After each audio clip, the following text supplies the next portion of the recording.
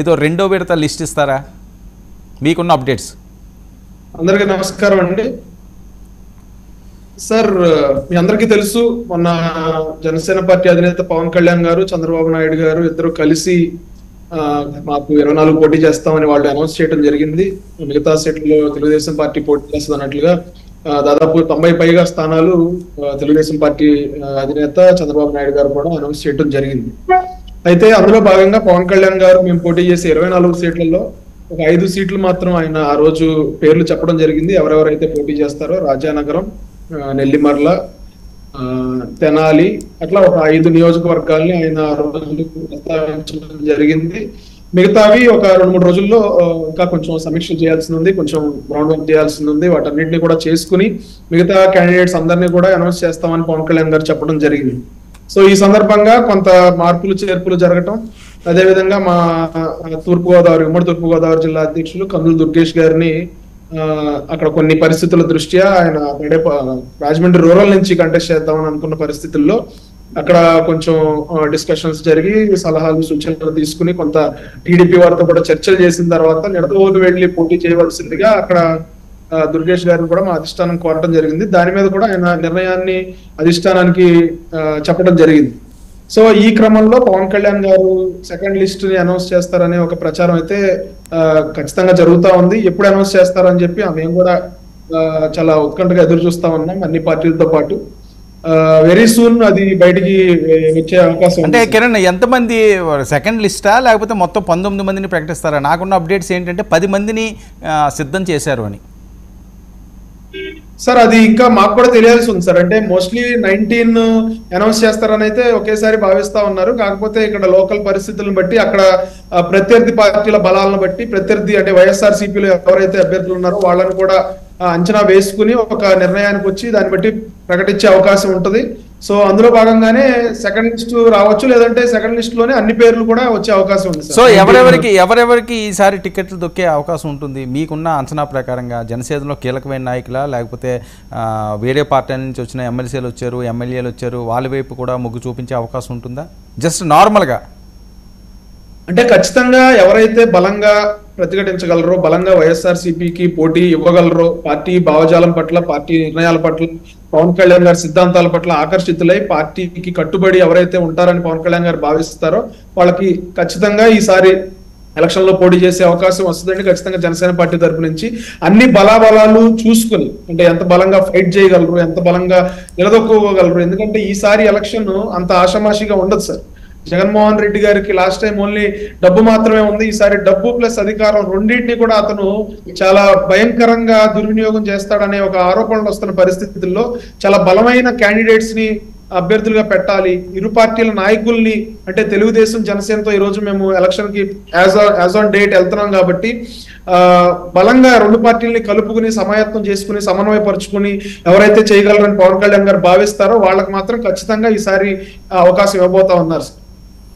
So ఓవరాల్గా 24 మందికి సంబంధించి ఖచ్చితంగా గెలిచే వాళ్ళు ఉంటారు బరిలో. అది ఎవరైనా బలంగా ఫైట్ చేసేవాళ్ళు, బలంగా వైఎస్ఆర్సీపీని ఎదుర్కోగలిగి ఈసారి, ఎందుకంటే సార్ 25 లక్షల పైచీలకు దొంగ ఓట్లు రిజిస్టర్ చేసుకుని జగన్మోహన్ రెడ్డి గారు అన్ని రకాలుగా, అంటే సామదాన దండోపాయాలు అంటారు కదా, అన్ని రకాలుగా దౌర్జన్యం చేయడానికి రెడీగా ఉన్నారు. దొంగ ఓట్లతో భయపెట్టడానికి రెడీగా ఉన్నారు. అన్ని రకాలుగా, అంటే ఆర్థిక మూలాల మీద కొట్టడానికి, దెబ్బ కొట్టి తద్వారా క్యాండిడేట్స్ ని భయభ్రాంతులకు గురి చేయాలని, లేదంటే భౌతికంగా దాడులు చేయాలని వీళ్ళు ఏదైతే వ్యూహాలు రచిస్తా ఉన్నారో వాటన్నిటిని కూడా సమర్థవంతంగా ఎదుర్కొని బలంగా నిలబడగలిగి ఈసారి ఎలక్షన్ చేయాల్సిన పరిస్థితి ఉంటుంది సార్.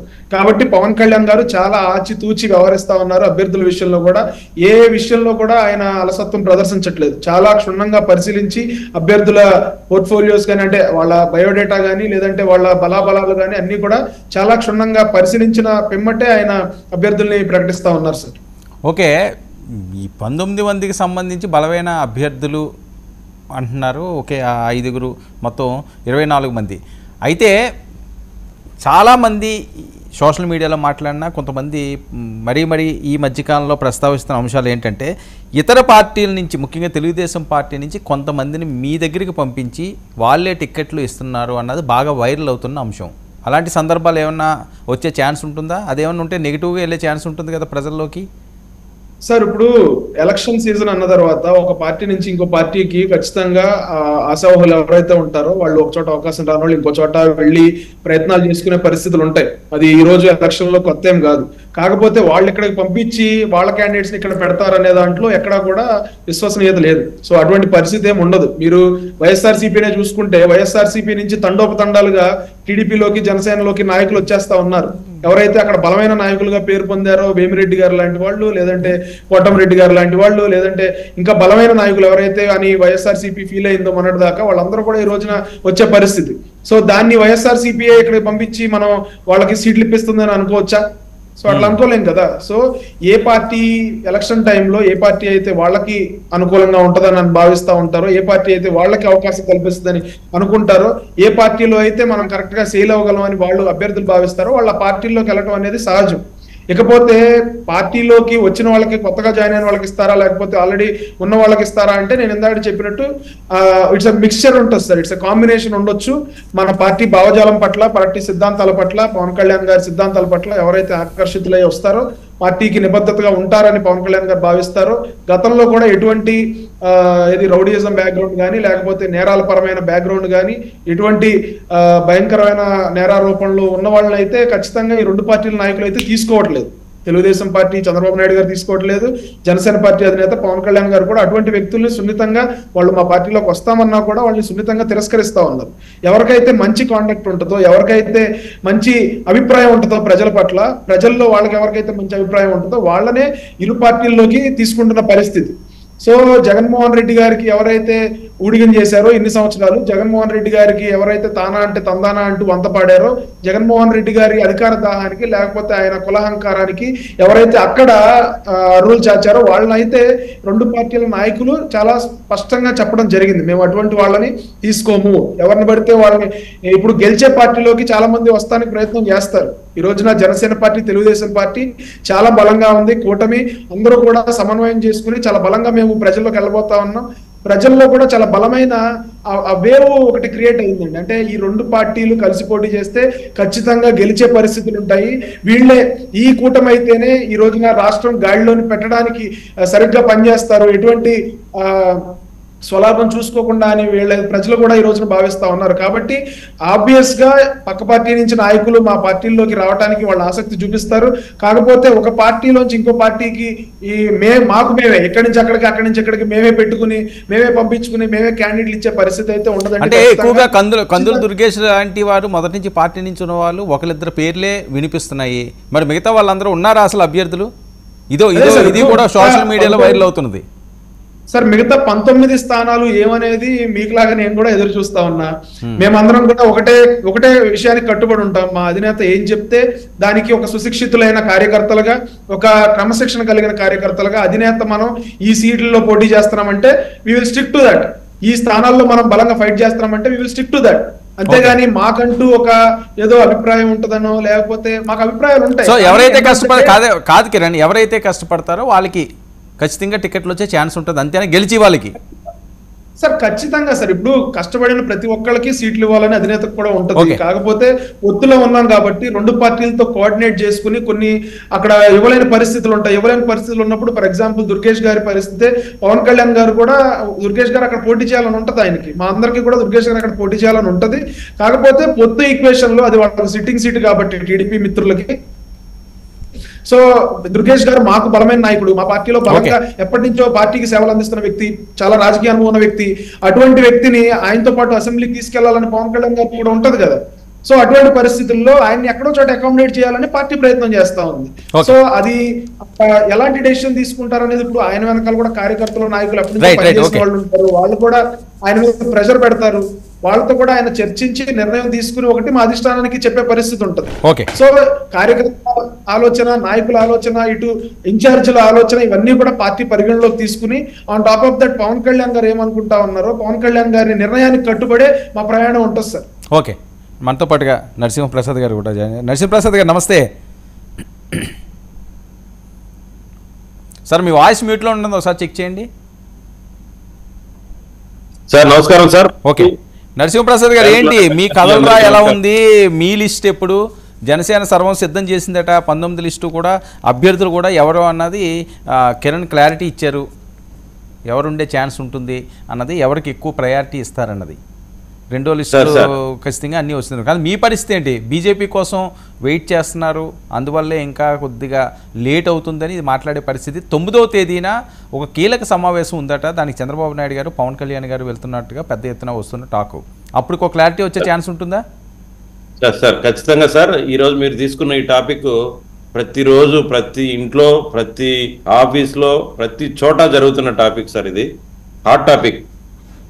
నిజంగానే ఈ రాష్ట్ర భవిష్యత్తు మార్చబోయే ఎన్నికలు కావడంతో ఈ విషయంగా ఎక్కువ చర్చ జరుగుతూ ఉంది. ఎందుకంటే ఒక బాధ్యతగా ఇరు పార్టీల నాయకులు ఒక లోక కళ్యాణం, అదేవిధంగా ఈ ప్రభుత్వాన్ని, ఇప్పుడుండే దుర్మార్గ ప్రభుత్వాన్ని గద్దె దించాలని ఒక మంచి ఉద్దేశంతో పెట్టుకున్న ఈ పొత్తు సఫలం కావాలని ప్రతి ఒక్కరు కోరుకుంటున్నారు. అందులో భాగంగానే ప్రతి ఒక్కరు అబ్జర్వ్ చేస్తున్నారు ఏం జరుగుతోంది, ఎలాంటి క్యాండిడేట్లు పెడుతున్నారు. ఈ క్యాండిడేట్ వైసీపీ అభ్యర్థుల్ని ఇప్పటికే రకరకాలుగా ప్రజల్ని వంచిన, రకరకాల తెలివితేటలు నేర్చుకున్న ఈ వైసీపీ ఎమ్మెల్యేలను ఓడించగలుగుతారా లేదా అని మనకంటే ఎక్కువగా ఆతృతతో ఉన్నారు సార్ ప్రజలు. ఖచ్చితంగా ఇప్పటికే వదిలిన లిస్టు అద్భుతంగా ఉంది. వీళ్ళు గెలిచే అవకాశాలు 90% పైగా ఉన్నాయి. అదేవిధంగా రాబోయే లిస్టు కూడా బాధ్యతగా, ఎందుకంటే తెలుగుదేశం పార్టీకి ఇప్పుడు ఒక పెద్ద బాధ్యత ఉంది. పవన్ కళ్యాణ్ గారు కలిసినప్పటి నుంచి కూడా మీరు గమనిస్తున్నారు, ఇరుపక్క వాళ్ళు కూర్చొని ఎలాంటి విభేదాలు లేకుండా గెలిచే అభ్యర్థినే పెట్టాలి, ఎలాంటి రాగద్వేషాలకు పోకూడదు. ఇక్కడ మీ పార్టీ గెలుస్తుంది అనిపిస్తే మీకు ఇస్తున్నాం, ఇక్కడ మా పార్టీ గెలుస్తుంది అనుకుంటే మాకు ఇస్తున్నాం. ఇద్దరు కలిసికట్టుగా ముందుకెళ్ళి ఎలాగైనా గెలవాలా, ఇది క్రైటీరియా. ఈ విధంగా చేస్తున్న ఈ లిస్టులో రాబోయే మిగిలిన అభ్యర్థులు కూడా ఖచ్చితంగా ప్రజా ఆదరణ పొందిన, ప్రజలతో ఆల్రెడీ మమేకమైన, ప్రజల నుంచి వచ్చిన నాయకులనే ఖచ్చితంగా పెడతారు సార్. మీరు అన్నట్టు ఆశావాహులు ఎంతమందో ఉంటారు, రకరకాల వాళ్ళు. ఇప్పుడు గెలుస్తుందని ఒక ఈక్వేషన్ బయటకు వచ్చినప్పుడు ఎవరైతే అహర్నిశలు వైసీపీ పార్టీ కోసం పనిచేసిన ప్రశాంత్ కిషోర్ లాంటి వాళ్ళు కూడా అట్టర్ ఫ్లాప్ అయిపోతుంది వైసీపీ అని చెప్పినప్పుడు ఆశావాహకులు ఎక్కువ అవుతారు. ఓకే, నరసింహప్రసాద్ గారు సార్, మీ బర్త్ ఏమైనా కన్ఫర్మ్ అయిందా? నా బర్త్, నా కష్టమే నా బర్త్ సార్. అవునా? నా కష్టం బర్త్. వెయిటింగ్ లిస్టా? ఆర్ఏసీ కన్నా వచ్చిందా సార్? ఆర్ఏసీ కన్నా వచ్చిందా, ఇంకా వెయిటింగ్ లిస్ట్ లోనే ఉందా? సార్ నేను శ్రామికుడిని సార్, తెలుగుదేశం పార్టీ శ్రామికుడిని. తర్వాత నాకు ఏదైనా అన్ని జరుగుతాయి సార్, అన్ని మంచి జరుగుతాయి. కాకపోతే క్రమశిక్షణ ఉంది కాబట్టి పార్టీలో నేను ఎక్కువ మాట్లాడకూడదు. ఓకే, నేను ముఖ్యంగా చంద్రబాబు నాయుడు గారికి భక్తుడిని అనుకోవచ్చో లేకపోతే ఇంకేదైనా అనుకోవచ్చు. కాబట్టి ఖచ్చితంగా నాకైతే నాకు మంచి పాజిటివ్ సిగ్నల్సే ఉన్నాయి సార్. దాని గురించి కాకుండా జనసేనకి ఇంకా సీట్లు పెంచే అవకాశం ఉంటుందండి మీకున్న ఇన్ఫర్మేషన్? నాకు అంత లోతుగా నాకు తెలియదు. అందరికీ తెలిసిన విధంగానే నాకు తెలుసు. ఎందుకంటే ఇది ఎవ్వరికి, ఇప్పుడు పవన్ కళ్యాణ్ గారే సొంతంగా కార్ డ్రైవ్ చేసుకుని వెళ్ళారంటే వాళ్ళు ఎంత జాగ్రత్తగా ఉన్నారో లెక్కేసుకోండి సార్. అదే విధంగా మనం కూడా ఉండాలి, దానికి ఎక్కువ లోతుగా విశ్లేషించి మనకు తెలిసిన వాళ్ళని ఏంటి సార్. అంటే నేను చెప్తాను, అంత సీక్రెసీ మెయింటైన్ చేస్తున్నారు వాళ్ళు. ఎవరి దగ్గరికి వెళ్ళారు? నాకు తెలిసి మా ప్రజలు అనుకుంటున్నారు అదే విధంగా. ఎవరి దగ్గరికి వెళ్ళారండి కార్ డ్రైవ్ చేసుకుని? సార్ ఎవరి దగ్గరికి వెళ్ళారు డ్రైవ్ చేసుకుని? ఇప్పుడు చంద్రబాబు నాయుడు గారితో చర్చలు జరిగినప్పుడు మీరు గమనించారు కదా, ఇద్దరు కలిసి ఒక చోట కూర్చున్నప్పుడు చంద్రబాబు నాయుడు గారి నివాసానికి ఆయన ఒక్కడే వెళ్ళాడు. అంటే అదేమి సీక్రెట్ గా వెళ్ళింది సార్, సీక్రెట్ గా వెళ్ళింది కాదు. అంటే కరకట్ట మీద, ఒక నిమిషం సార్, తాడేపల్లి కరకట్ట మీద చంద్రబాబు నాయుడు గారి నివాసానికి పవన్ కళ్యాణ్ గారు ఆయన ఓన్ డ్రైవింగ్ చేసుకుంటూ వెళ్ళారు, సెల్ఫ్ డ్రైవ్ చేసుకుంటూ వెళ్ళారు. దాని గురించి మా టీడీపీ మిత్రులు వారు చెప్తా ఉన్నారు. అదే సార్ నేను చెప్పాను. అంటే కాదు నరసింహప్రసాద్ గారు, ఇప్పుడు ఎలా ఉంటది అంటే ఏ చిన్నది వచ్చినా అది రచ్చే. ఈయన సింగిల్ గా సీక్రెట్ గా వెళ్ళారు అంటే అమ్మో ఏదో పట్టుకురావడానికి వెళ్ళారేమో, ఆ బ్యాగ్ మొత్తం అందులో చేస్తారేమో. అట్లా కాదు, ఏ బాధ్యత వచ్చినా వాళ్ళిద్దరే తీసుకునేందుకు సిద్ధంగా ఉన్నారు. ఓకే, ఏ మంచి జరిగినా దానివల్ల ఏం జరిగినా వాళ్ళిద్దరిదే బాధ్యత. ఇంకొకరి మీద నింద వేసేదానికి వాళ్ళు ఆస్కారం ఇవ్వడం లేదు. అంత క్షుణ్ణంగా వాళ్ళు అంత జాగ్రత్త పడుతున్నారు. అందుకే మేము కూడా అంతా మంచి జరుగుతుంది కాబట్టి హ్యాపీగా ఉన్నాం. ఇదంతా రాబోయే రోజుల్లో మీరు అన్నట్టు బీజేపీ సోదరులతో కూడా మీటింగ్ అన్నారు, అన్నీ జరగనివ్వండి. ఈ దుర్మార్గ పరిపాలన అంతం చేయడానికి ఎవరు కలిసి వచ్చినా శక్తి కూడా ఇంకా పెరుగుతుంది. అవన్నీ ఆలోచించుకొని రాబోయే రోజుల్లో మంచి లిస్టు, మంచి అభ్యర్థులు వస్తారని ఒక గట్టి నమ్మకం ప్రజలందరితో పాటు మాకు కూడా ఉంది సార్. Okay, right. మనతో పాటుగా పూడి తిరుపతిరావు గారు కూడా. తిరుపతిరావు గారు నమస్తే. అందరికీ నమస్కారం. వర్మ గారు, తిరుపతిరావు గారు, ఏం జరుగుతుంది ఏపీలో? మీ పైన ఏంటో చెప్పట్లేదు, ఇంకా సీక్రెట్ మెయింటైన్ చేస్తున్నారు. ఈరోజు ఏదో ఒక 6 లిస్ట్ అవుట్ వచ్చింది లోక్సభకు సంబంధించి. పురంధేశ్ గారు ఇక్కడి నుంచి, జీవీఎల్ గారు అక్కడి నుంచి. మీ ఊర్లో కూడా రామ్మోహన్ నాయుడు గారు ఈసారి అసెంబ్లీకి వెళ్తున్నారట, పార్లమెంట్ మీరు అడుగుతున్నారట, నిజమా? నేను కూడా సోషల్ మీడియా ద్వారా మీ ద్వారానే తెలుసుకున్నాను అది. ఎందుకంటే ఇప్పటికైతే నేను ఎప్పుడు చెప్పేదే, నిన్నటితో పూర్తయినటువంటి మా ప్రక్రియ 175 అసెంబ్లీలకి ఒక్కొక్క అసెంబ్లీ నుండి ముగ్గురు చొప్పున గతంలో 10 సంఖ్యలో వచ్చినటువంటి దరఖాస్తుల నుండి మా లాంటి కొంతమంది లీడర్స్ ని ప్రతి జిల్లా నుండి తీసుకొని 3 చొప్పున అసెంబ్లీకి, 3 చొప్పున పార్లమెంట్ కి షార్ట్ లిస్ట్ చేయడం జరిగింది. అది నిన్న జరిగినటువంటి ప్రక్రియ. ఇవాళ ఆ లిస్ట్ తీసుకొని ఏదైతే శివప్రకాష్ ఢిల్లీ వెళ్ళినటువంటి ఒక సందర్భం కాబట్టి మేము ఇప్పటి వరకు అయితే దానికే పరిమితం అవుతాం. ఇవన్నీ కూడా ఊహాగానాల కిందనే కొట్టిపారేస్తాం. ఏది పొత్తు దగ్గర నుండి, పొత్తు విషయంలో కూడా నేను ఒక సందర్భాన్ని గుర్తు చేస్తాను మీకు. చంద్రబాబు నాయుడు గారు ఢిల్లీ పర్యటనకి వెళ్ళి మాట్లాడుకుంటా ఉన్నది ఇది ఫస్ట్ టైము. అవును. ఒకవేళ మన ముఖ్యమంత్రి గారు ఢిల్లీ పర్యటనకి వెళ్ళి ఎప్పుడైనా మాట్లాడితే అది ఫస్ట్ టైం అది. ఎందుకంటే ఆయన మాట్లాడరు, ఈయన మాట్లాడకుండా ఉండరు. ఎప్పుడు సాధారణంగానే మీడియాతో షేర్ చేసుకుంటారు చంద్రబాబు నాయుడు. మన ముఖ్యమంత్రి గారు ఎప్పుడు షేర్ చేసుకోరు. తద్భిన్నంగా ఏమైందంటే దాదాపు 3 వారాలు పూర్తయింది. చంద్రబాబు నాయుడు గారు 4 వారాలు పూర్తి అవుతుంది ఇంచుమించు ఢిల్లీ పర్యటన పూర్తి చేసుకుని. ఇప్పటికొచ్చి చంద్రబాబు నాయుడు గారు మాట్లాడలేదు. అట్ ద సేమ్ టైం మా అధిష్టానం నుండి కూడా ఎటువంటి సంకేతాలు లేవు పొత్తుకు సంబంధించిన అంశం వరకు. కాబట్టి 6 లిస్ట్ అయినా సరే ఇవాళ చాలా మంది నాతో షేర్ చేసుకున్నారు. ఎందుకంటే మీరు అన్నటువంటి శ్రీకాకుళం ఎప్పుడైతే లిస్ట్ లో వచ్చిందో నేను పార్లమెంట్ కన్వీనర్ గా ఉన్నటువంటి నేపథ్యము, ఇక్కడ నేను ఇండివిజువల్ ఫైట్ అయితే ఒక యాస్పిరెంట్ గా ఉన్నటువంటి నేపథ్యంలో అలయన్స్ లో ఎంపీగా మీరే చేస్తున్నారా అని చెప్పి చాలా మంది మాట్లాడినప్పుడు కూడా నేను అదే చెప్పాను. ఇదన్నీ కూడా విశ్వసనీయ సమాచారం అయితే కాదన్నటువంటి అంశాన్ని నేను ప్రస్తావించడం జరిగింది. ఎందుకంటే పార్టీ ఒకవైపు 175 అసెంబ్లీలు, 25 పార్లమెంట్ సీట్లను దృష్టిలో పెట్టుకునే ప్రక్రియ కొనసాగిస్తుంది. అది కూడా ఏదో ఎవరో చిన్న నాయకులను పంపించి చేస్తుంటే మాకు అవిశ్వాసం ఉండదు. శివప్రకాష్ జీ గారు లాంటి ఆర్గనైజేషన్ జాయింట్ జనరల్ సెక్రటరీ గారు వచ్చి 2 రోజుల పాటు విజయవాడలో కూర్చొని మాతో పాటు ఇవన్నీ చర్చలు జరిపిన తర్వాత మేము దానికి ప్రయారిటీ ఇస్తాం తప్పిస్తే ఈ వస్తున్నటువంటి వార్తలకు ప్రయారిటీ ఏంటి 9వ తేదీని పిలుపు వచ్చిందట, మహాశివరాత్రి పర్వదినం మరుసటి రోజు చంద్రబాబు నాయుడు గారికి, పవన్ కళ్యాణ్ గారికి ఢిల్లీ నుండా. అదే దానికి సంబంధించి కూడా నాకు కాంక్రీట్ ఎవిడెన్స్ ఏమీ లేదు. మీకు తెలిసినట్టుగానే మాకు తెలుస్తుంది. ఇందాక మీరు ప్రస్తావించినటువంటి 9వ తేదీ అన్నారు. బహుశా దాని నేపథ్యంలో కూడా మీరు మాట్లాడుతున్నట్టుగా ఉంది. మా వద్ద అయితే ఏమి సమాచారం లేదు. నాకు తెలిసినంత వరకు మా తెలుగుదేశం సోదరులు కూడా. సో ఎప్పటికీ క్లారిటీ వచ్చే అవకాశం ఉంటుంది పూడి తిరుపతి గారు? ఇంకా దీన్ని తాత్సారం చేయడం, ఇంకా లాగడం అంత సమయం లేదు. ఎందుకంటే ఎవరు అభ్యర్థులు వాళ్ళు వెళ్ళి వాళ్ళ వర్క్ వాళ్ళు చేసుకోవాలి, గ్రౌండ్ వర్క్. అది కరెక్టే, నేను అంగీకరిస్తాను దానికి. అదే సమయంలో మాకున్నటువంటి కొన్ని భారతదేశం మొత్తం మేము ఒక యూనిట్ గా తీసుకొని పరిగణలోకి తీసుకొని మా ప్రయత్నాలు, మా తాలూకా ప్రణాళికలు ఉంటాయి. ఆ నేపథ్యంలో ఖచ్చితంగా మా దగ్గర అయితే అనుకున్న సమయంలో జరిగిపోవాలనేసి అంటే అది సాధ్యపడే పని కూడా కాదు. అంటే తెలంగాణలో మీరు అభ్యర్థుల్ని పెట్టారు కానీ ఆ ఏపీలో మీరు పెట్టలేని పరిస్థితి కదా, దాన్ని ఎలా చూడాలి? అంటే పొత్తుల్లో వెళ్తున్నట్ట మీరు ఇండివిజువల్గా వెళ్ళాలంటే ఈ పార్టీకి ప్రకటించాలి కదా 2-3 సీట్లన్నా.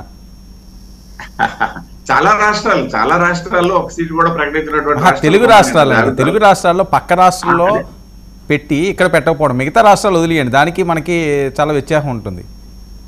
దీనికి కూడా ఇప్పుడు తెలంగాణకి మనకు కూడా వ్యత్యాసం ఉంది. ఎందుకంటే ఇప్పుడు ఆ ప్రకటించిన వాళ్ళు 3 ఆల్రెడీ సిట్టింగ్ ఎంపీలే ఉన్నారు. ఇక్కడ ఆ పరిస్థితి లేదు కదా. ఇక్కడ సిట్టింగ్ ఎంపీ కాదు కదా, సమీప భవిష్యత్తులో చేసినటువంటి ఎంపీలు ఎవరు కూడా ఇప్పుడు రేస్ లో లేరు. ఇది మన టర్మ్ లో 14 టర్మ్ లో తీసుకున్నట్టయితే 2 ఎంపీలు ఉండేవాళ్ళు మాకు. వారిద్దరు కూడా ఇవాళ రేస్ లో ఉన్న పరిస్థితి లేదు. ఒక ఆయన గవర్నర్ గా ఉన్నారు, ఒక ఆయన సైలెంట్ గా ఉన్నారు. కాబట్టి కొన్ని భిన్నమైనటువంటి వాతావరణం ఏపీలో ఉంది. పైగా ఇంకొక విషయం ఏంటంటే ఇక్కడ మాకు ఈ అలయన్స్ సంబంధించినటువంటిది ఒక చిక్కుముడిగానే కనబడుతుంది మా దృష్టిలో, మా ఆలోచనలో చూస్తే. ఎందుకంటే కేంద్ర పార్టీ మాకు ఇస్తున్నటువంటి దిశానిర్దేశాన్ని చూసుకుంటే కేంద్ర పార్టీ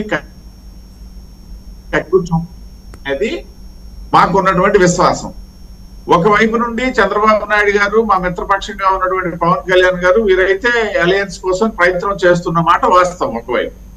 సో ఈ నేపథ్యంలో ఏంటంటే రేపు ఒకవేళ అంగీకరించినా సరే ఏదన్నా రాష్ట్ర అంటే అంతిమంగా మనం ఎవరు మాట్లాడినా సరే రాష్ట్ర ప్రయోజనాలు అంటాము, లేకపోయినట్టయితే రాష్ట్ర ప్రజలు రాష్ట్ర అభివృద్ధి అంటాం, అది వేరే విషయం. కానీ అలాంటి ఆలోచనతో ఏదైనా అలయన్స్ కి వస్తుందేమో అనేటువంటి తప్పిస్తే ఏదైతే పార్టీ నడుస్తున్నటువంటి ప్రక్రియ నేపథ్యంలో అయితే ఏ భారతీయ జనతా పార్టీ కార్యకర్త కూడా విశ్వాసం లేదు అలయన్స్ అవుతుందని. అలా అని చెప్పేసి అలయన్స్ కావాలని కూడా కోరుకున్న వాళ్ళు ఎక్కువ ఉన్నారు, కావాలని కోరుకున్న వాళ్ళు తక్కువే ఉన్నారని నేను భావిస్తాను. Okay, right. నారాయణమూర్తి గారు, సార్ లోక కళ్యాణం కోసం వీళ్ళందరూ కలిసి మీ మీదకి దండయాత్ర చేస్తున్నారట సార్. ఆ లోక కళ్యాణం సజావుగా సాగాలని చెప్పి ఆంధ్రప్రదేశ్లో కోట్లాది మంది ప్రజలంతా కూడా కోరుకుంటున్నారట, ఆశీర్వదిస్తున్నారట, నిండు నూరేళ్ళు సుఖ సంతోషాలతో ఉండాలి అని చెప్పి ప్రార్థిస్తున్నారట. మిమ్మల్ని పూర్తి స్థాయిలో మడత పెట్టి కూర్చోపెట్టడానికే సిద్ధం ప్రజలు అని చెప్పి మాట్లాడే పరిస్థితి. ఇప్పుడు ఓడిపోతున్నాం తెలిసినా కూడా మేకపోతు గాంభీర్యంతో ఉంటాడు, కానీ నేను ఓడిపోతున్నా అని చెప్పేసి ఎవడన్నా బయటికి వెళ్తాడా, ఎన్నికల్లోకి వెళ్తాడా, పోటీ చేస్తాడా? ఓడిపోతాం తెలిసినా కూడా, ఇప్పుడు ఓడిపోతామని తెలిసే, శక్తి లేదని తెలిసే ముగ్గురు కుట్రపూరితంగా కలిసి కార్యక్రమం చేస్తున్నారు. లేదంటే జనాలు ఎలాగో తిట్టు కొడతారు కాబట్టి మనం ముగ్గురు పోటీ చేసినా, ఒకటి పోటీ చేసినా మనకు అతిథే. ఒక్కొక్కరు పోటీ చేసినా అట్లాగనే కొడతారు. ముగ్గురు కలిపి వెళ్తే కన్ఫ్యూజన్ లో ఇంకా ఎక్కువ బాగా కొడతారు ప్రజలు అనేటటువంటి విషయం తెలుసుంటే కలిసి వెళ్తారు అనుకుందాం. ఇప్పటి వరకు ఇద్దరు కలిసి ఉన్నాం, ఇప్పుడు మూడో వాళ్ళు కలలేదు కాబట్టి ఇంకా క్లారిటీ రాలేదు కాబట్టి ఇద్దరు కలిసి వెళ్ళినా కూడా అలాగే కొడతారు. సింగిల్ గా వచ్చినా అంతకంటే ఎక్కువ కొడతారని తెలిసి మనం కొట్టేవాడు ఎలా కొడతాడు, మనం కలిసే పోదాం అని చెప్పేసి దత్తపుత్రుడు ఉత్త తండ్రి ఏదో చేసుకుంటా ఉన్నారు. ఇప్పుడు ఒరిజినల్ పుత్రుడిని బయట కూడా రానట్లేదు, ఎందుకంటే నోరిప్పితే ఎక్కడికి రావు, ఇంకా పడిపోద్దేమో, ఉన్న డిపాజిట్లు కూడా రాకుండా ఎందుకు పోతాయేమో అనేటువంటి భయంతో ఆ లోకేష్ పుత్రుడు రావట్లా. అది చూశారు కదా మీరు, ఈ మధ్య బయట కనపడితే 4 మడతడిపోద్ది. ఎలాగూ కుర్చీలు మడత పెట్టడానికి సిద్ధంగా ఉన్నారు.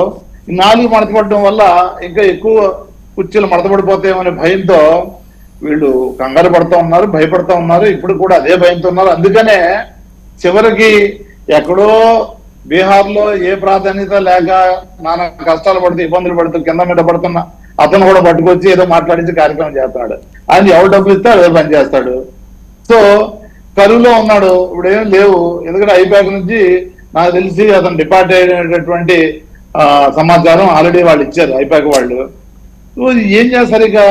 వీళ్ళందరూ ఫెయిల్యూర్ అయిన వాళ్ళందరూ కూడా మడత పడిపోవడానికి సిద్ధంగా ఉన్న వాళ్ళందరూ కూడా ఒక దగ్గర చేరి ఎప్పుడైతే శక్తిహీనులు అవుతారో, బలహీనులు అవుతారో, పోరాడడానికి అవకాశం లేకుండా ఉంటారో, ఇక అంతిమ దశలో ఉంటారో, వాళ్ళంతా కలిపి ఒక దగ్గర చేరతారు. బలహీనులే ఒక దగ్గర చేరతారు, అందరు కట్టగా వస్తారు. ఆ కట్టగా వస్తే ఇప్పుడు కౌరవులందరూ కలిస్తే మాత్రం పాండవులను గెలిచారా? సో అట్లాగే జగన్మోహన్ రెడ్డి గారిని గెలవాలంటే, శ్రీరాములు లాంటి జగన్మోహన్ రెడ్డి గారిని గెలవాలంటే వీళ్ళు శక్తి కాదు కదా, భారతదేశంలో ఉన్న ఇంకా మిగతా పార్టీలు కూడా ఉన్నాయి. ఇప్పుడు ఆల్రెడీ 2 ప్రధాన పార్టీలతో కూడా వీళ్ళు ఏదో ఫీట్లు చేయిస్తా ఉన్నారు, డ్రామాలు చేయిస్తా ఉన్నారు, నాటకాలు చేస్తా ఉన్నారు. ఇన్ని చేసినా కూడా ప్రజలకు అర్థమవుతుంది ఏంటి, ఒక్క జగన్మోహన్ రెడ్డి గారి మీద కాంగ్రెస్ తరఫున ఎవరన్నా తీసుకొస్తారా? బీజేపీని కూడా ఏదో బతిమాలి బామ్మాలి కాళ్ళు పట్టుకొని మీకు ఎన్ని సీట్లు ఇస్తాం, అన్ని సీట్లు ఇస్తాం, మీరు ఏదంటే అది, మీరు ఎక్కడ కూర్చోమంటే అక్కడ కూర్చుంటాం, నెగ్గితే మీరు కలిస్తే చాలు మాతో అనేటువంటి పద్ధతిలో వాళ్ళు అడుగుతున్నారంటే దానికి కారణం ఏంటి? ఓడిపోతామని ప్రగాఢంగా నమ్ముతున్నారు కాబట్టి, ప్రజలు వీళ్ళని ఓడిస్తున్నారని నిజంగా నమ్ముతున్నారు కాబట్టి, ప్రజల్లో వీళ్ళకి ఏ విధంగా అభిమానం కానీ ఆదరణ కానీ లేదు కాబట్టి వీళ్ళు ఒక కంక్లూజన్ వచ్చారు కాబట్టి ఇన్ని తంటాలు పడతా ఉన్నారు. లేదంటే ఇన్ని తంటాలు ఎందుకు పడతారు? పడాల్సిన అవసరం ఏమొచ్చింది? కేవలం ఎవరికి వాళ్ళు భయభ్రాంతులై అందరూ కూడా ఒక గంప గుర్తుగా ఒక డొంకలోకి చేరినట్టుగా, డొంకలో చేస్తారు చూసారా, ఆ డొంకలో చేరినట్టుగా భయపడిపోయి వీళ్ళందరూ ఒక దగ్గరికి చేరి చేసే కార్యక్రమం చేస్తా ఉన్నారు. ఎందుకు? తినబోయే ముందు రుచేందుకు, త్వరలోనే ఆ రిజల్ట్ కూడా బయటకు వస్తాయి కాబట్టి ఏ విధమైన కంగారు లేదు. మనకు ఎలక్షన్ జరుగుతుంది, నోటిఫికేషన్ వస్తుంది, అప్పుడు తెలుసుకుందాం. ఇప్పుడు ఎక్కడ ఎవడు పోటీ చేస్తున్నాడో తెలియని పరిస్థితిలో ఉన్నారు వాళ్ళు. ఎన్ని సీట్లు అనేది తెలుస్తున్న పరిస్థితిలో పవన్ కళ్యాణ్ ఎక్కడ పోటీ చేస్తాడో తెలియని పరిస్థితిలో ఉన్నారు. పోటీ చేసే పార్టీ నాయకులే ఎక్కడ పోటీ చేస్తారో తెలియనప్పుడు ఇక వాళ్ళు ఏ విధంగా ప్రజల్లో విశ్వాసాన్ని నెలకొల్పగలరు? నెలకొల్పే అవకాశం లేదు. మిమ్మల్ని ఓడించడానికి బలమైన అభ్యర్థుల వేటలో పవన్ కళ్యాణ్ గారు నిమగ్నం అయ్యారట. మంగళగిరిలోనే ఆయన ఉంటున్నారట. అభ్యర్థులు కూడా సిద్ధమయ్యారట. 24కి 24 కొట్టడానికి రెడీగా ఉన్నారట. నేను అదే అన్నా, 24 ఓడించారని చెప్పేది మేము. ప్రజలు 24, 23, 22 చివరి చూద్దాం ఇంకా ఎంతకెళ్తుందో అది. ఇప్పుడు 24లో ఉన్నాడు. 24 దెబ్బకే ఎక్కడైతే తాడేపల్లి నుండి అనౌన్స్ చేశారో ఆ దెబ్బకి గ్రాఫ్ సగాన దిగింది. ఇప్పుడు పోటీ చేసి అభ్యర్థులకి బీఫామ్ ఇచ్చినప్పటికి ఉన్నగాడ కూడా కింద దిగింది. అవి డిపాజిట్ దగ్గరకు వచ్చేస్తుంది. కాబట్టి ఏ విధమైన కంగారు పడాల్సిన అవసరం లేదు. మీరు అలాగే ఉండండి. మీరు కలుస్తారు, లేదంటే పక్క రాష్ట్రాల్లో ఉన్న ఇంకా కొన్ని పార్టీలు ఉన్నాయి, వాటిని కూడా అక్కడక్కడ పోటీ చేయడానికి మీరు అప్పు తెచ్చుకుంటారా, కలుస్తారా, మీ కుటుంబంలో చేర్చుకుంటారా? చేర్చి అందరూ కలిపి కన్ఫ్యూజన్ లేకుండా నిపుణంగా ఉండండి.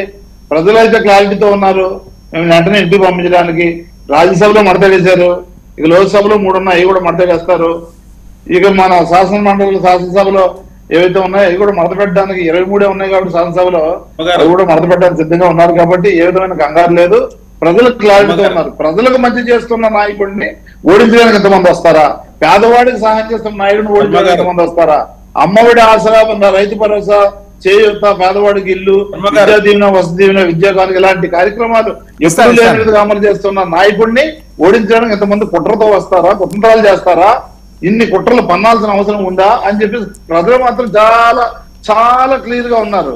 పేదవాడిని బతకనివ్వకుండా చేయడానికి కలుస్తున్నారు. రాష్ట్రాన్ని కమిటీలు మళ్ళీ ఉన్నారని చెప్పేసి వాళ్ళకి ప్రాబ్లం లేదు. మూర్తి గారు 24 సీట్లలో వాళ్ళు ఓడించడానికి మీరు సర్వం సిద్ధం చేశారా? వాళ్ళు ఓడించడం సిద్ధం ఎందుకండి? అసలు ఆ నాయకుడే 2 చోట్ల పోటీ చేసి ఓడిపోయి ఇప్పుడు ఎక్కడ పోటీ చేయాలో కన్ఫ్యూజన్ ఉన్నాడు ఆయన. సిద్ధమైంది. అసలు ఓడిపోయినాడు ఒప్పుకున్నారు వాళ్ళు. ఇప్పటి వరకు అనౌన్స్ చేయలేదు అంటే ఆ పార్టీ కానీ ఈ పార్టీ కానీ వాళ్ళు ఓడిపోయడానికి సిద్ధంగా ఉన్నారు కాబట్టి వాళ్ళు అనౌన్స్ చేయట్లేదు. ఎవరు ముందుకు రావట్లేదు కాబట్టి వాళ్ళు అనౌన్స్ చేయట్లేదు. వస్తే వాడు ఎక్కడ పారిపోతాడో, ఒకవేళ అరకొరగా ఎవడైనా నిజంగా పోటీ చేయడానికి సిద్ధంగా ఉన్నా అనౌన్స్ చేస్తే భయపడిపోయి ఈ వేవ్కి ఎక్కడ పారిపోతాడని భయంతో వాళ్ళు అనౌన్స్ చేయలేకపోతున్నారని ప్రజలు నమ్ముతా ఉన్నారు. ఎందుకు అనౌన్స్ చేయలేరు మీరు? జనసేన అనౌన్స్ చేయలేదు. జనసేనని తెలుగుదేశం ఓడిస్తుంది, తెలుగుదేశం జనసేన ఓడిస్తుంది. చాలా అది వాళ్ళే ఓడించుకుంటారు. ఓకే కిరణ్, ఎందుకు ఇప్పటి వరకు అనౌన్స్ చేయలేదు? తెలుగుదేశాన్ని జనసేన ఓడిస్తుందట, జనసేన తెలుగుదేశాన్ని ఓడిస్తుందట. సార్ ఇప్పుడు దాకా వైఎస్ఆర్సీపీ ఒక క్యాండిడేట్ అని అనౌన్స్ చేసిందా సార్? ఎందుకు సార్ అట్లా పచ్చబద్దాలు చెప్తాడు ఆయన డిబేట్ కి వచ్చి? వైఎస్ఆర్సీపీ 5-6 లిస్టులు చెప్పారు సార్. 5-6 ఎమ్మెల్యేలు ఉన్నారు. ఇప్పుడు అది కూడా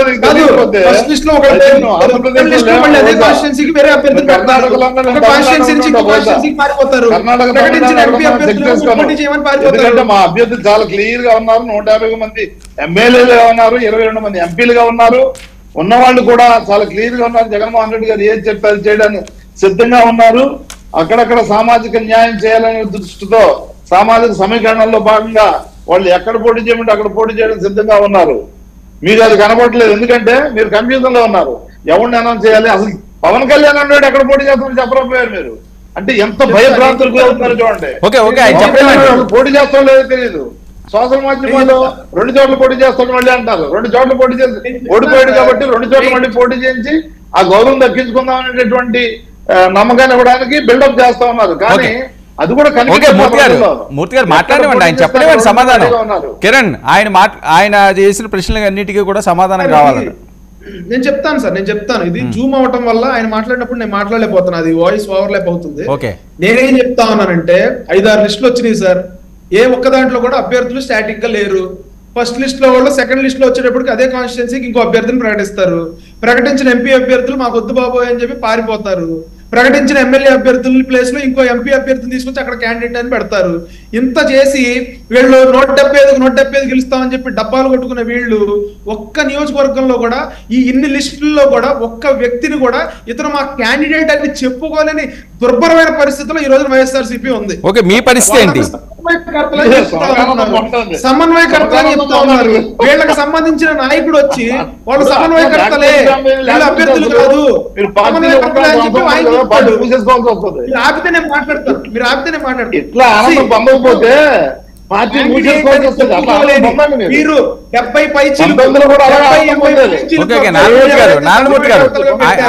వాళ్లే క్యాండిడేట్లు అని చెప్పుకోలేని దుర్భరమైన పరిస్థితుల్లో ఒక నిమిషం మూర్తి గారు ఆయనది సిగ్నల్ ప్రాబ్లం వస్తున్నది. ఒక్క నిమిషం ఆయన మాట్లాడేకి మీకు ఇస్తాను. కిరణ్, పవన్ కళ్యాణ్ గారు అంటే ఎక్కడి నుంచి పోటీ చేస్తున్నారు సార్? నేను చెప్తున్నా, నేను చెప్పేదానికి ఆయన సమాధానం చెప్పుకోవచ్చు. తర్వాత మధ్యలో ఎందుకు దూరిపోతాడు ఆయన? నేను చెప్పేది ఏంటంటే ఈ రోజున అభ్యర్థులు ఆగండి సార్, ఒకసారి ఆగండి, ఎంత తలదించుకునే పని. ఒకసారి ఆగండి, పార్టీ నాయకుడు ఎక్కడి నుంచి పోటీ చేస్తున్నాడో చెప్పలేని దుర్భర దుస్థితిలో ఉన్నారు అంటే ఇక పార్టీ నాటున్నా నేను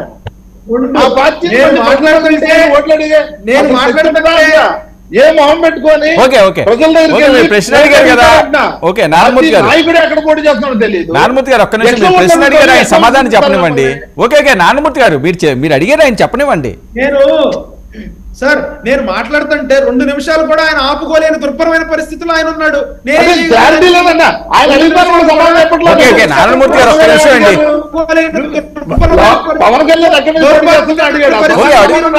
నేను అడుగుతాను, సరే నేను అడుగుతాను. వెయిట్ మీరు మాట్లాడుతుంటే అతనికి అర్థం కావట్లేదు. కిరణ్, పవన్ కళ్యాణ్ గారు అంటే ఎక్కడి నుంచి పోటీ చేస్తారు, పార్టీ నాయకుడే ఎక్కడి నుంచి పోటీ చేస్తున్నారన్న ఒక కన్ఫ్యూజన్ లో ఉంటే అదేం పార్టీ అన్నది ఆయన ప్రశ్న. ఆయన ఎగతాళి చేస్తున్నారు. స్ట్రైట్ ఆన్సర్ చెప్పండి. నేను అడుగుతున్న ఒక ప్రశ్న, జగన్మోహన్ రెడ్డి గారు ఎక్కడి నుంచి పోటీ చేస్తున్నాడు? జగన్మోహన్ రెడ్డి గారు పోటీ చేస్తున్నారు కాదండి, పరిస్థితి కూడా లేదు. ఆయన సరే ఆయన పులివెందులే కదండి, చంద్రబాబు నాయుడు గారు చెప్పలేదు కదా, మొహం చూపించుకోలేక పారిపోయే పరిస్థితిలో ఉన్నారు. అందుకనే వీళ్ళు అనౌన్స్ చేయలేకపోతున్నారు. నారాయణమూర్తి గారు వినాలండి, మీరు పక్కన ఉంటే ఆపగలం, మీరు జూమ్ లో ఉండి ఇంకా అలా కంటిన్యూ చేస్తే ఆపలేము. ఒక్క నిమిషం మాట్లాడండి, ఆయన కొంచెం ఆపాలి. నారాయణమూర్తి గారు మీరు ఆపాలి. నారాయణమూర్తి గారు తర్వాత చెప్పండి. ఒక 2-3 మినిట్స్ మీరు సైలెంట్ గా వినండి, మీకు ఇస్తాను నేను మాట్లాడేది. కానీ వాళ్ళ మాటలు వింటేనే కదా మీరు సమాధానం చెప్పగలరు. ఆయన వెళ్ళలేడు, నేను బెట్ కాస్తాను, ఆయన వెళ్ళలేడు. ఓకే మాట్లాడండి. బెట్ ఆయన వెళ్ళలేడు, 2-3 మినిట్స్ కంటిన్యూస్ గా ఆయన వెళ్ళలేడు, కుర్చీలోంచి లేచిపోతారు. ఇప్పుడు సరే ఓకే, పవన్ కళ్యాణ్ గారు అంటే ఎక్కడి నుంచి పోటీ చేస్తారు? ఆయన స్ట్రైట్ క్వశ్చన్, దానికి ఆన్సర్ ఉందా? సార్ నేను ఒకటే అడుగుతా ఉన్నా, అసలు జగన్మోహన్ రెడ్డి గారు పోటీ చేస్తున్నారా? జగన్మోహన్ రెడ్డి గారు ఎక్కడి నుంచి పోటీ చేస్తున్నారు? జగన్మోహన్ రెడ్డి గారికి రేపు పొద్దున సిబిఐ కేసుల్లోనో ఈడీ కేసుల్లోనో ఆయన తీసుకెళ్లి కొన్ని రోజులు రిమాండ్ లో పడేస్తేనో లేకపోతే ఎక్కడన్నా ఆయన తీసుకెళ్లి శిక్ష పడితేనో ఆయన పోటీ చేసే పరిస్థితే లేదు. సరే ఓకే, ఆయన లేదులేండి, ఆయన లేదు. పవన్ కళ్యాణ్ గారు ఎక్కడి నుంచి అని ఆయనకు పులివెందుల చేసుకోవడం అనేది ఆయన చేతిలో లేదు కదా సార్.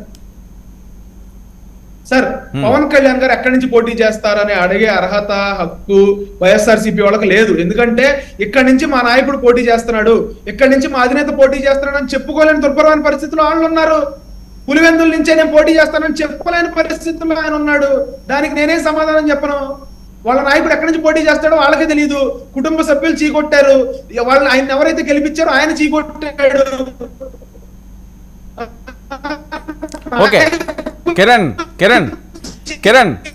ఒక్క నిమిషం.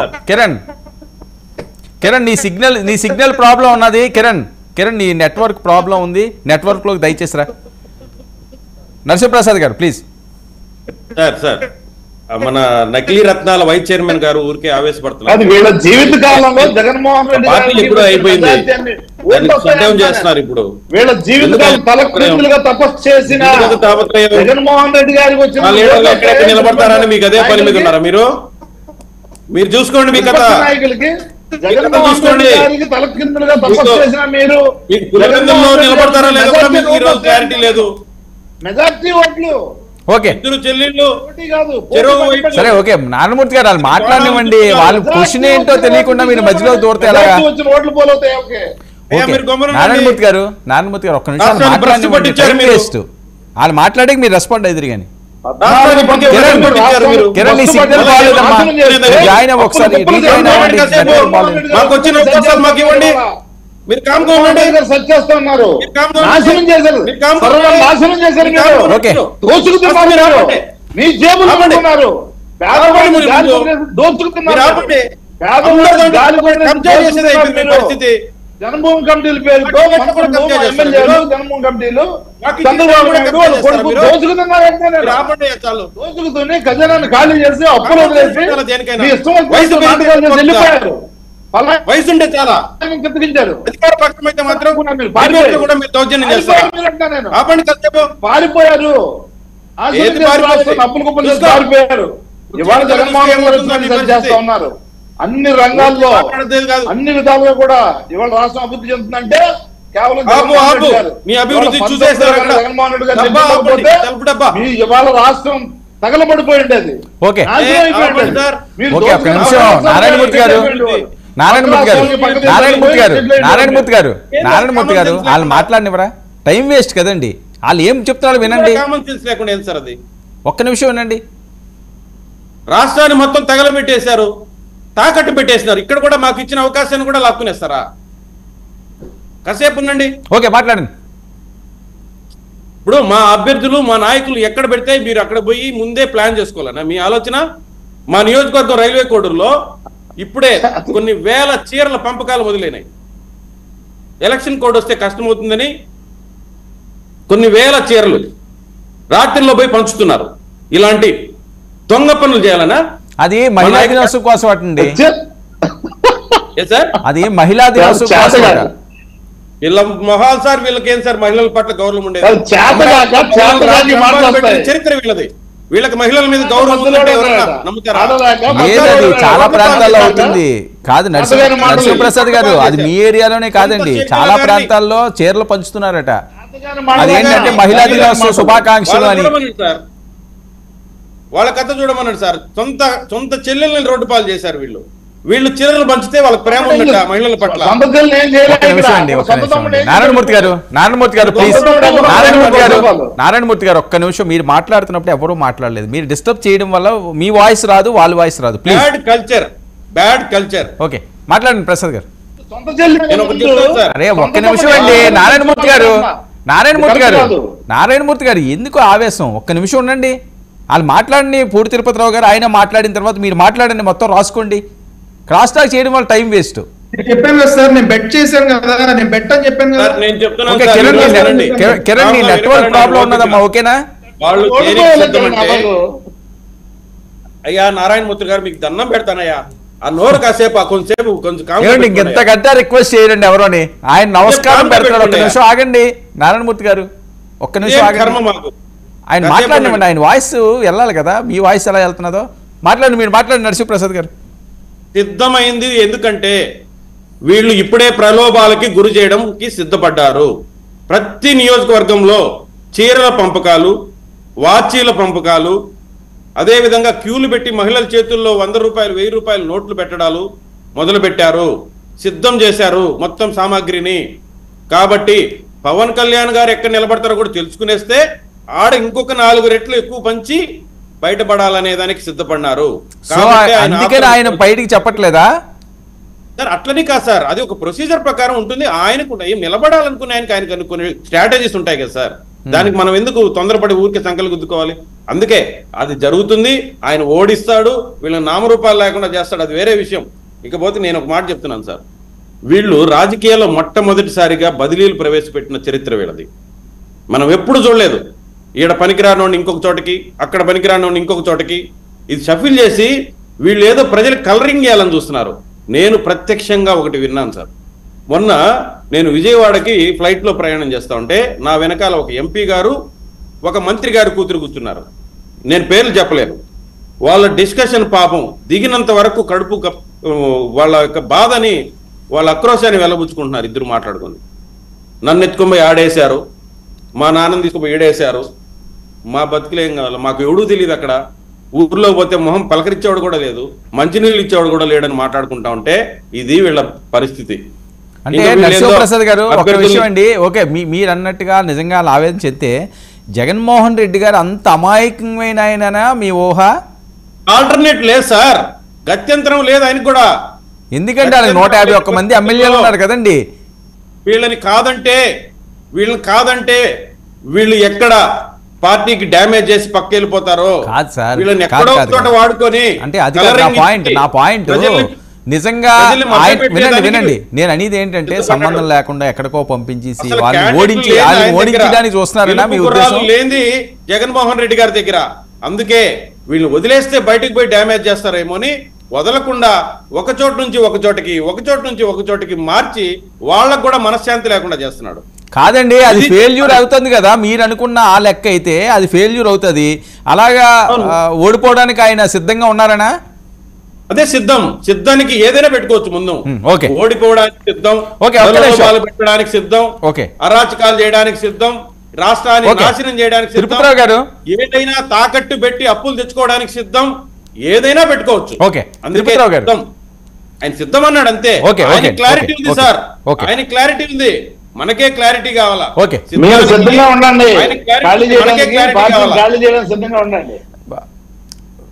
తిరుపతిరావు గారు, నరసింహప్రసాద్ గారు ఒక పాయింట్ రైజ్ చేశారండి. అందరూ చాలా ఇబ్బంది పడుతున్నారట, అంతా చాలా బాధపడుతున్నారట. ఓకే, మీకు సంబంధం లేనప్పటికీ కూడా మీరు చూసిన ఈ చాలా రాజకీయాలు చూశారు, చాలా ఎన్నికలు చూశారు, చాలా పార్టీలు చూశారు. ఓడిపోవడానికి ఎవరన్నా అభ్యర్థుల్ని వేరే ప్రాంతాలకు పంపించి మీరు ఓడిపోండిరా బాబు అని చెప్పే పరిస్థితి ఉంటుందా? 151 సీట్లు, 22 ఎంపీ స్థానాల్లో అతి బలంగా ఉన్న వైఎస్ఆర్సీపీ జగన్మోహన్ రెడ్డి గారు వేస్తున్న ఈ వ్యూహం అది పాజిటివా నెగిటివా అన్నది ప్రజలు నిర్ణయిస్తారు. కానీ నెగిటివ్ వే అని చేసుకోవడానికి ఈ రకంగా చేస్తారు ఆయన.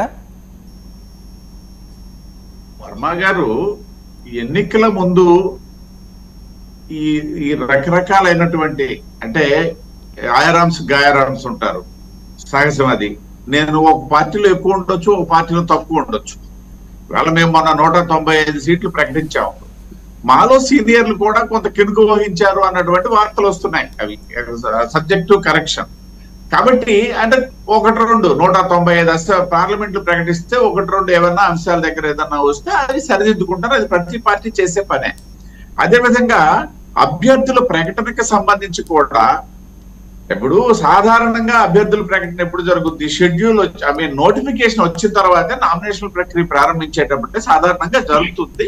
కొన్ని ప్రత్యేక పరిస్థితుల్లో కాస్త ముందస్తుగానే ప్రకటించి మేము సిద్ధంగా ఉన్నామని చెప్పేసి ఒక సంకేతం ఇవ్వడానికి ముందుకెళ్తుంటాయి రాజకీయ పార్టీలు. అది అన్ని సందర్భాల్లో అన్ని సీట్లు ప్రకటించగలరా అనేసి అంటే అది కూడా ప్రశ్నార్థకమే. ఒకవేళ ప్రకటించినా మళ్ళీ ప్రశ్నార్థకం. మన పక్క రాష్ట్రంలో ఏం జరిగింది టీఆర్ఎస్ మీకు గుర్తుండే ఉంటుంది. అక్కడ కనుక తగినటువంటి మార్పులు చేర్పులు సరైన ప్రక్రియలో జరిగినట్టయితే మేము గెలిచే వాళ్ళం అని చెప్పి టీఆర్ఎస్ వాళ్ళే చెప్తున్నారు ఇవాళ. కాబట్టి ఇట్లాంటివి కొన్ని ముందుగా వెళ్ళినందువల్ల బొక్కబార్లో పడే పరిస్థితి కూడా ఉంటది. అలా అని చెప్పేసి వెనక్కి లేకుండా ఉండిపోవు. ఖచ్చితంగా ఇప్పుడు మేము ఉన్నాము. ఇప్పుడు మన నారాయణమూర్తి గారు ఏమో మేము అన్ని ప్రకటించామన్నట్టుగా మాట్లాడుతున్నారు. వాస్తవం నేను చెప్పేది ఏంటంటే సంఖ్యాపరంగా తీసుకుంటే అసంతృప్తులు అనేది ఇవాళ వైసీపీలో ఎక్కువగా ఉన్నారు. అది దేనికి సంకేతము అనేసి అంటే ఎక్కడైతే ఓటమి భయం ఉంటుందో, గెలుస్తానన్నటువంటి ధీమా ఉండేటప్పుడు ఎక్కడ దేనికైనా సిద్ధపడతాం. ఓటమి భయం ఉంటుందో అప్పుడే ఇందాక తెలుగుదేశం సోదరులు చెప్పినట్టుగా అలాంటి సన్నాయి నొక్కులు వినబడతాయి. నన్ను బట్టుకెళ్ళి అక్కడెక్కడో పడేశారు, ఇవాళ కాదనలేను అవునలేను అన్నట్టుగా. కాబట్టి ఈ ఎక్కువ అన్రెస్ట్ ఎక్కడ ఉంటుంది అనేసి అంటే ఇవాళ వైసీపీ మన గతంలో చూసేటప్పుడు తెలుగుదేశంలో కూడా అదే పరిస్థితి ఉండేది. రాష్ట్ర విభజన ముందు తీసుకున్నట్టయితే తెలుగుదేశం 0 అయిపోయినటువంటి పరిస్థితి కూడా మనం చూసాం. తర్వాత మళ్ళీ పుంజుకున్నటువంటి సందర్భము, మేము కలిసినటువంటి సందర్భము, జనసేన కలిసిన సందర్భం, మళ్ళీ అధికారంలోకి రావడం, ఇవన్నీ కొత్త ఏం కాదు. ఏ పార్టీలో అయితే అభద్రతా భావం ఉంటుందో, అంటే ఓడిపోతాం అన్నటువంటి భావన ఎక్కువగా ఉంటుందో ఆ పార్టీలో ఇవి ఎక్కువగా ఉంటాయి, మిగతా పార్టీల్లో తక్కువగా ఉంటాయి. ఉండవు అని చెప్పడానికి ఎక్కడ లేదు వర్మ గారు, డెఫినెట్ గా ఉంటాయి. మార్పులు చేర్పులు అనేవి ఖచ్చితంగా జరుగుతుంటాయి. అయితే ఇక్కడ గమనించాల్సింది మనం ఒక విషయం ఏంటంటే, వాళ్ళ భారతీయ జనతా పార్టీ 195 సీట్లు దేశవ్యాప్తంగా నిన్న మేము ప్రకటించుకొని, అదే సందర్భంలో ఆంధ్రప్రదేశ్ లో మేము అభ్యర్థుల తాలూకా క్లాసిఫికేషన్ మీద దృష్టి పెట్టాం. అంత మాత్రాన ఆంధ్రప్రదేశ్ లో భారతీయ జనతా పార్టీ పనిచేయట్లేదు అన్నటువంటి భావన కాదు కదా. లేకపోయినట్టు ఇక్కడ కూడా ఆ ప్రక్రియ ప్రారంభించింది ఎవరు? తిరుపతిరావు కాదు, కేంద్ర పార్టీకి సంబంధించినటువంటి organisation joint secretary Shivprakash ji గారు చేశారు. ఒకవేళ ముందు చేస్తే ముందు గెలుపు మాదే అన్న భావన ఉంటుందంటే తిరుపతిరావు ఆంధ్రప్రదేశ్ విషయానికి వస్తే నిజంగా జగన్మోహన్ రెడ్డి గారి మీద అంత వ్యతిరేకత ఉందా అండి? ప్రతిపక్షాలు చెప్పే అంత డెఫినెట్ గా ఉంది. Okay, definite, no doubt at all. అంటే ఇప్పుడు ఇవాళ మన నారాయణమూర్తి గారి స్వభావం మన అందరికీ తెలిసిందే. ఇవాళ పాప ఆయన నోరు కట్టుకోలేకపోతున్నాడు అనేసి అంటే ఆ డిఫెన్స్ లో ఉండబట్టే ఇవాళ ఆ విధంగా ఆయన పాపం ప్రవర్తించాల్సి వస్తుంది అనమాట. నో డౌట్, దానికి డౌట్. ఎందుకు నారాయణమూర్తి గారు అంతలా నవ్వుతున్నారు? కాదు అంటే పేదవాడికి ఏ పథకం కూడా ఇవ్వకుండా పందికొక్కులాగా ఏదైతే ఈ జనభూమి ఉన్నాయో రాష్ట్ర వ్యవస్థను నాశనం చేసి, ఊళ్ళనన్నీ నాశనం చేసి, దోచుకు తిని, ఇసుక దగ్గర నుంచి మైనింగ్ దగ్గర నుంచి అన్నింటిలో కూడా దోచుకు తిని, బెల్ట్ షాపులని వైన్ దగ్గర నుంచి వైన్ ఇసుక పేదవాడిని పిప్పి చేసి ఏదైనా ఇవ్వాలంటే కూడా దానికి కమిషన్, వాళ్ళకి పెన్షన్ ఇవ్వాలనే కమిషన్, కార్డు ఇవ్వాలంటే దాఖలాలు లేవు. ఇన్ని చేసిన వాళ్ళు, దుర్మార్గాలు చేసిన వాళ్ళు ఓడిపోతే రాష్ట్ర అభివృద్ధిని గాడిలో పెట్టడానికి, పేదవాడి జీవితాన్ని గాడిలో పెట్టడానికి, పేదవాడి చదువుని గాడిలో పెట్టడానికి, పేదవాడు 31 లక్షల ఇళ్ల స్థలాన్ని ఇచ్చి వాళ్ళ స్థితిగతులను గాడిలో పెట్టడానికి ఇన్ని చేసిన వైఎస్ఆర్ కాంగ్రెస్ పార్టీ అసంతృప్తి ఉందట వైఎస్ఆర్ కాంగ్రెస్ పార్టీ మీద. వీళ్ళు మొక్కలు చేసి రాష్ట్రాన్ని నాశనం చేసి దోచులు తిన్న వాళ్ళు 3 ముక్కలు అడ్డాడి ప్రశ్నిస్తున్నవాడు ప్రశ్నించకుండా ఎక్కడో సినిమా షూటింగ్ చేసుకుంటూ ఆయన ఇష్టమైనట్టు దుర్మార్గాలు చేసుకుంటూ పోతా ఉంటే చూస్తూ సోద్యం చూసిన ఈ పార్టీలు పన్నాళ్ళు కలిసి ఉండి లాస్ట్ లో బయటకు వచ్చేసిన బీజేపీ కానివ్వండి, వీళ్ళు ఎన్ని దుర్మార్గాలు చేసిన ప్రశ్నించిన పవన్ కళ్యాణ్ కానివ్వండి, వీళ్ళందరూ నాశనం చేసి రాష్ట్రాన్ని వీళ్ళ మీద అభివృద్ధి ఎన్ని గొప్ప పనులు చేసి, ఇంత గొప్ప పాలన అందించి, ఇంత అభివృద్ధి చేసి, ఏ రంగంలో చూసినా బ్రహ్మాండమైన అది ఆర్బీఐ చెప్పింది కానివ్వండి, లేదంటే ఏదైతే సర్వే సంస్థలు ఉన్నాయో నేషనల్ సర్వే సంస్థలు వాళ్ళు కానివ్వండి, నీతి ఆయోగ్ కానివ్వండి, లేదంటే స్వయాన ప్రధానమంత్రి ఏం చెప్పాడు ఆ రోజు? పోలవరం ఏటీఎం లో వాడుకున్నారన్నాడు. ఇవాళ బ్రహ్మాండంగా జరుగుతుంది అన్నాడు. సెక్రటరీ వ్యవస్థను అడాప్ట్ చేసుకోవాలన్నాడు. రైతు భరోసా కేంద్రాలను అడాప్ట్ చేసుకోవాలన్నాడు. వాలంటరీ వ్యవస్థను అడాప్ట్ చేసుకోవాలన్నాడు. ఇన్ని గొప్ప పనులు చేస్తా ఉంటే వీళ్ళు ఇవాళ మా మీద అసంతృప్తి ఉంది అంటారు, వీళ్ళ మీద సంతృప్తి ఉంది అంటారు. అసలు ఏ పేదవాడైనా, ఏ మధ్యతరగతి వాడైనా, ఏ బీసీ ఎస్సీ ఎస్టీ మైనార్టీ అయినా వీళ్ళు చెప్పిన దాన్ని అంగీకరిస్తారని నేను అడుగుతా ఉన్నా.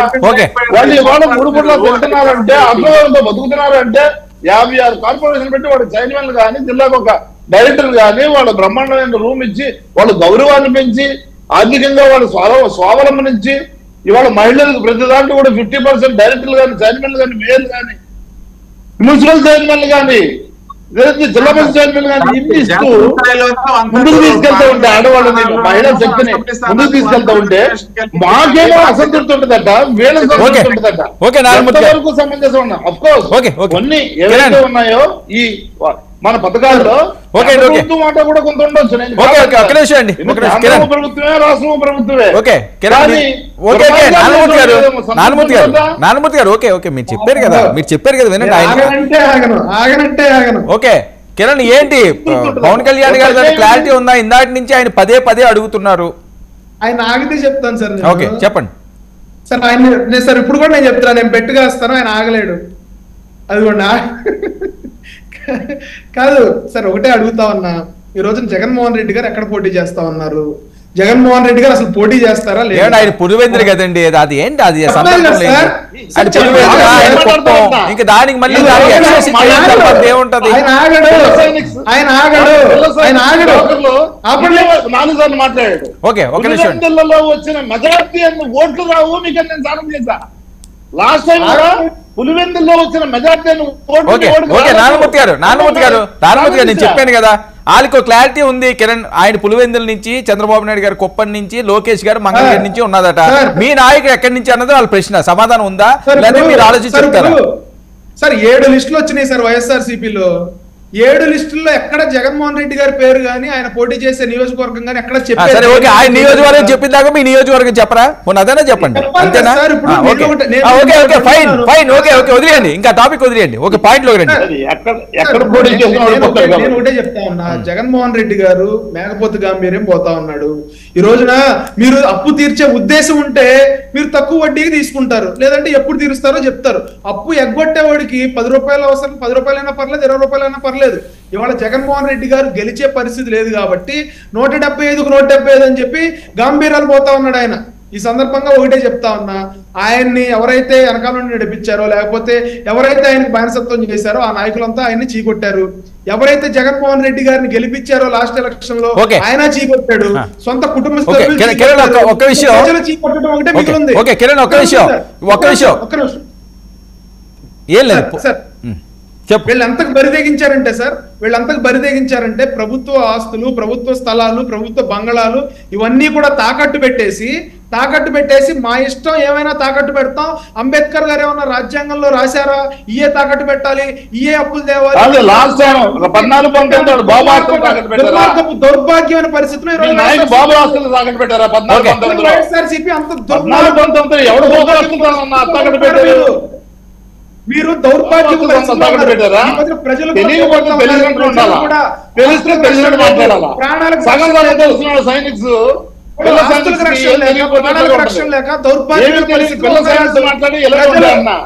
ఎవరు గవర్నమెంట్ లో ఉన్న ఆస్తుల్ని తాకట్టు పెట్టే తెస్తారు. అవి రూల్స్ ప్రకారం కేంద్ర ప్రభుత్వం యొక్క పరిధిలోనే తెస్తారు.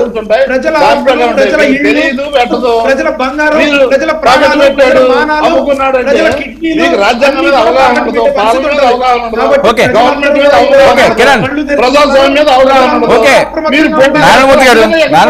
నారాయణమూర్తి గారు ఒక్క నిమిషం. కిరణ్ ఒక స్ట్రైట్ క్వశ్చన్. పొత్తులు సీట్లు సర్దుబాటు అయిన తర్వాత జనసేన గ్రాఫ్ పరిస్థితి ఏంటి సార్? అనౌన్స్ చేయకముందే జనసేన తెలుగుదేశం గ్రాఫ్ చాలా పెరిగింది. ఈ రోజున ప్రజలు భయపడిపోతా ఉన్నారు. మళ్ళీ జగన్మోహన్ రెడ్డి వస్తే, ఈసారి ప్రభుత్వ ఆస్తులు తాకట్టు పెట్టాడు, మళ్ళీ జగన్మోహన్ రెడ్డి వస్తే మా ఆస్తులు, మా మానాలు, మా ప్రాణాలు, మా కిడ్నీలు, మా లివర్లు అన్ని కూడా తాకట్టు పెడతారని చెప్పి ఈ రోజున ప్రజలు భయపడతా ఉన్నారు. ఖచ్చితంగా జగన్మోహన్ రెడ్డి బాధ్యత